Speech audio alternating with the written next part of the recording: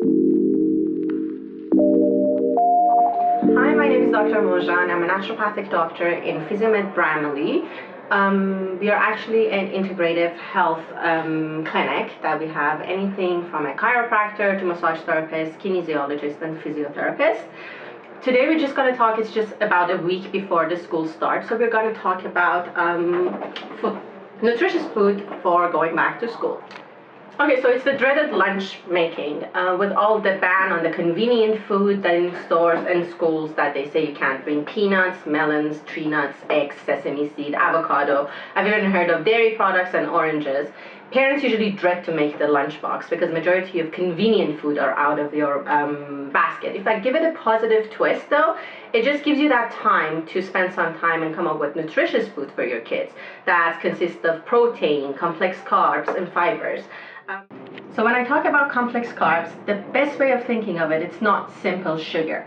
So anything you find in nature that your body has to process it would become a complex carb.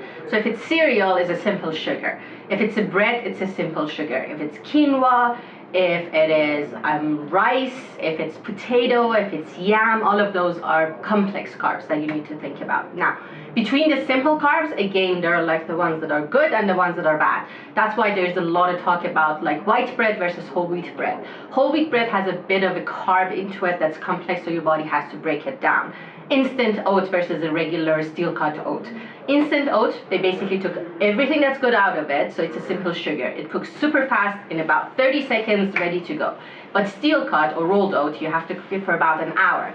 That shows you it's a complex carb. So that's what you want to incorporate in your diet, because your body would get used to breaking it down and would allocate it to different parts of your body. So it won't instantly be like your blood sugar spike, and then it would drop down and like, I need sugar, I have to run. And that's not only for kids, it's for adults as well.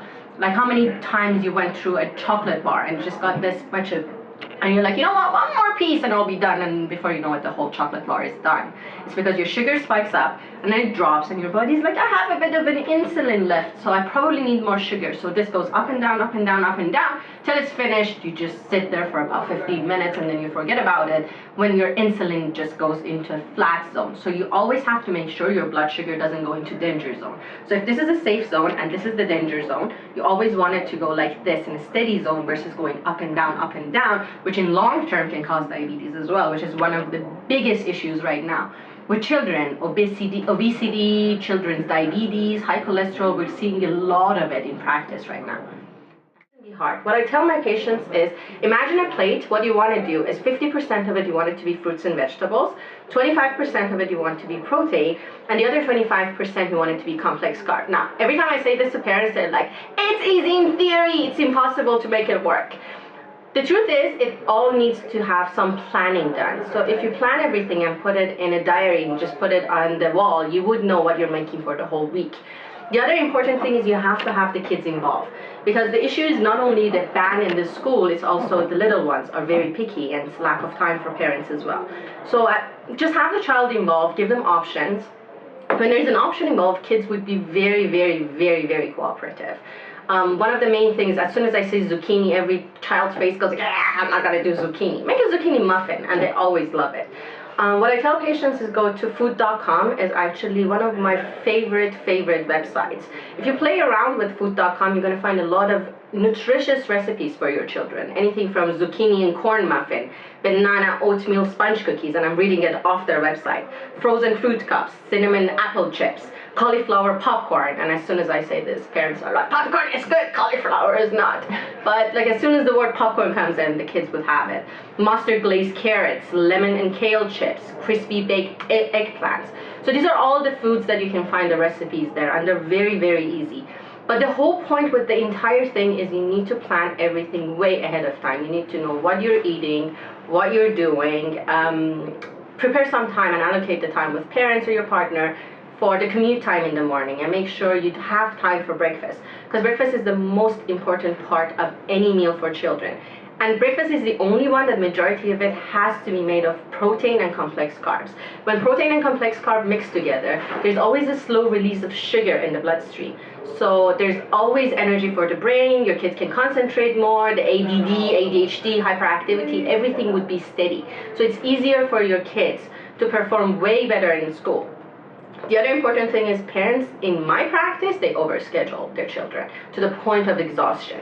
It gets to the point that I can't even have the child come and sit and have a proper dinner.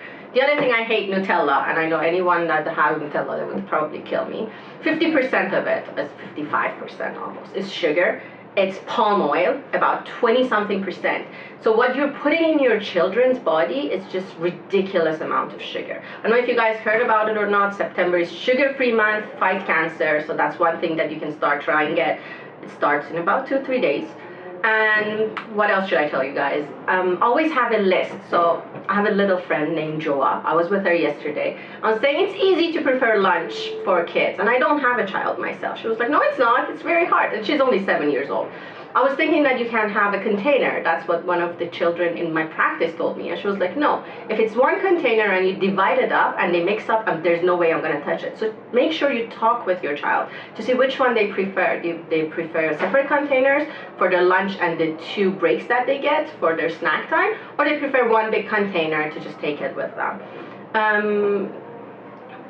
Oatmeal, eggs, smoothies that are high in fiber are one of the best options you can give your kids for breakfast. The other thing is you have to have an after-school routine. You have to plan for homeworks. Bedtime is essential, and you have to start about 2 weeks before the school starts to have them consistent with their time. That's the only time during the sleep that the brain starts developing. So lack of sleep is becoming a huge thing in children. With iPod, iPad, like I have a 4-year-old nephew that tells me that I don't know how to work with an iPad, and honestly he's way better than me. So these are all the things that are biggest issue when it comes to kids and children, so you have to have a limit on their timing. Then it comes to the parents, that you're the best teacher. In my practice, a lot of moms come, they're like, I don't touch this, I don't eat this, I don't like, of course your child would be a picky one. You have to lead by example. You have to label your child's belonging. Make sure you back up school policies and spend like an hour a week with your child to see what was happening in school. And the family time is essential. Make sure both parents are involved as much as possible. And never forget play dates. These are essential things that are like when you go back to school, and have realistic goals for your children. Vitamins are very, very important because of lack of nutritious stuff, especially when it comes to fat. If I keep telling my parents I want you to put healthy fat, omega-3, 6, 9 in your child's diet, they just look at me and they're like, there's no way. So fish oil would become a very important part of your children's diet. Now, as soon as I say this, everyone is like, I don't have time to cook. There's no way I can make it. I don't cook. Personally, I'm a naturopath that does not cook. Everything in my life should be quick, quick, quick. Now, I am gluten-free. I'm dairy-free, and my house only. If I'm outside, I eat everything. So it's all about moderation. It's not about elimination. So I make my life easy. It's just all about going to the grocery store and start shopping. Main thing to remember, you have to start shopping outside the grocery store, in the perimeters. Don't go to the centers, which is fast food. There is a lot of packaged food. There's a lot of processed food. They keep the produce out. So if you look around in the perimeters outside, not the aisles, you'll find all the good stuff. I personally go to Whole Food and Physiomed, and as soon as I say that, people are like, that's too expensive. There's no way we're going to shop there. So I just went yesterday to pick up my grocery, and I just brought half of them here. These are the things I use. You need to make it look good to your child to have it. This is my zucchini. It's already spiral. So you can use it as spaghetti. Same with my carrots. I have my beets. This is my kale. It's a baby kale. My favorite thing for children with this is making kale chips. Very easy. Just put olive oil, salt, put it in the oven. 3 minutes later, you have a kale chips, and it's actually very tasty. This is my orange juice. The entire thing cost me about $22 yesterday. So I'm just like, I'm having that out because I know as soon as I say Whole Food, everyone look at me like, this is the most expensive, but you earn money. It's not about that. It's just making it convenient to make sure there's like rainbow of color in your child's diet. Anything from red, orange, green, any color that you can imagine, I have it here. And these are the containers that I was talking about.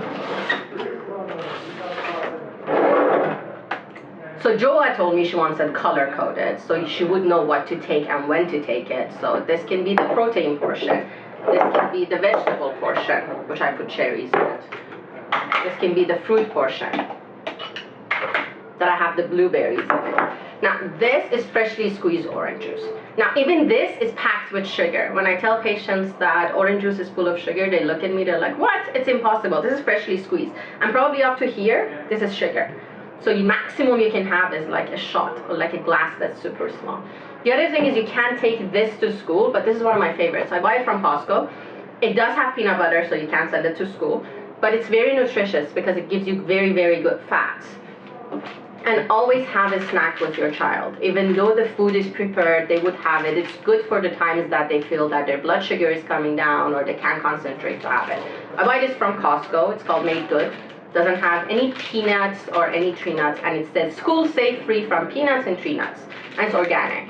So these are easy things to take.